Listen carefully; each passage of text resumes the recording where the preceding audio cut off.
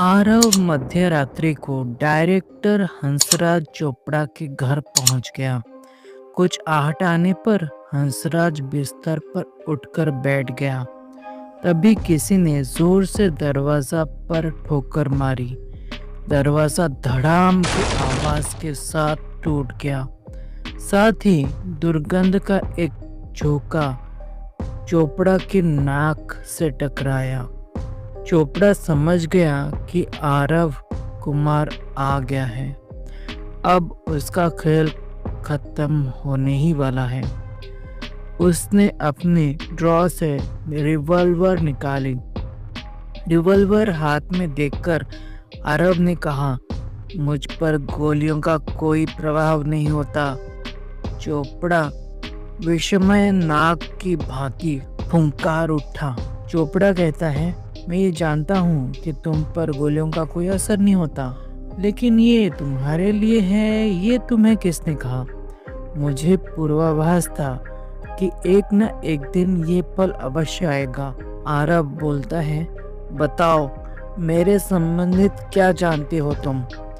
मेरे इस हाल का जिम्मेदार कौन है? बताता हूँ, सब बताता हूँ।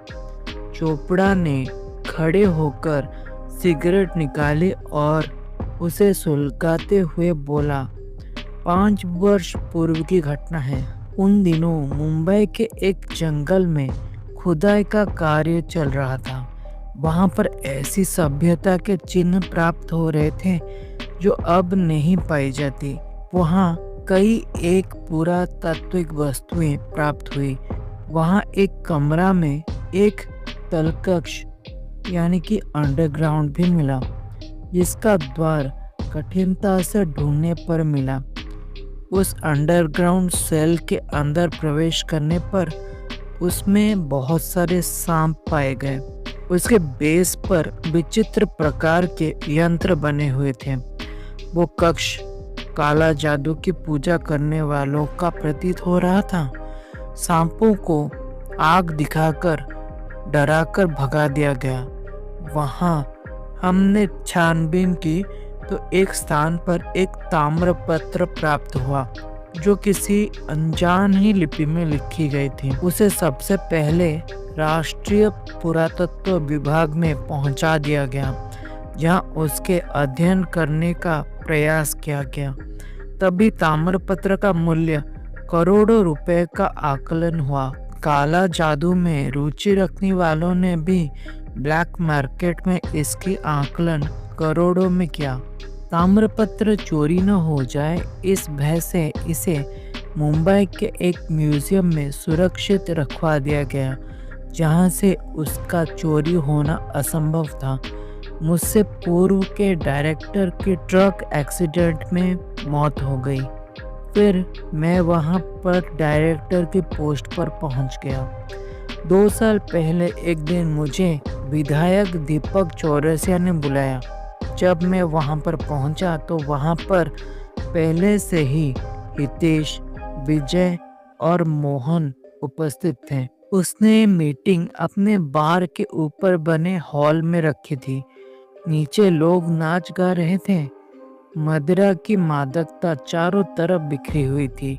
हॉल बहुत ही शानदार बना हुआ था। एक लाइन में हर तरह के देशी विदेशी शराब सजी हुई थी। हमने वहां शराब के पेग भी लगाए। फिर चौरसिया ने उस ताम्रपत्र के बारे में बात की। चौरसिया ने स्पष्ट कहा कि तुम मुझे वो ताम्रपत्र लाकर दे दो, मैं तुम्हें रुपए से तोल दूंगा। फिर हंसराज चोपड़ा बोलता है कि नहीं, ये असंभव है। म्यूजियम की सुरक्षा व्यवस्था अत्यंत ही सख्त है। वो सभी को सर्च करने के पश्चात ही आने जाने देता है। मेरी भी सर्च की जाती है। ये नहीं हो सकता। क्या तुम्हें ज्ञात है कि उस ताम्रपत्र का मार्केट वैल्यू क्या है? शराब का घूंट लगाते हुए चौरसिया ने कहा। नहीं, सबने एक स्वर में कहा। मोहन उत्सुकता से बोला, क्या मूल्य होगा उस पुस्तक का? चौरसिया, तुम उतना कल्पना भी नहीं कर सकते।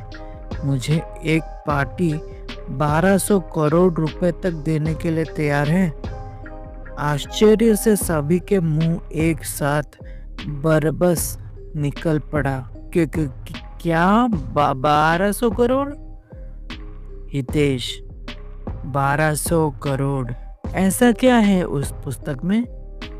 चौरसिया बोलता है, वो पुस्तक नहीं है, सैकड़ों वर्ष प्राचीन ताम्रपत्र है।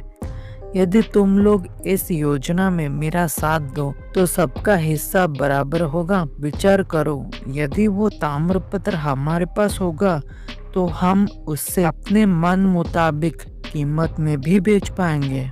एक बार सोच कर देखो, मालामाल हो जाओगे। मैं तो इस प्लान से पूरी तरीके से एग्री हूँ।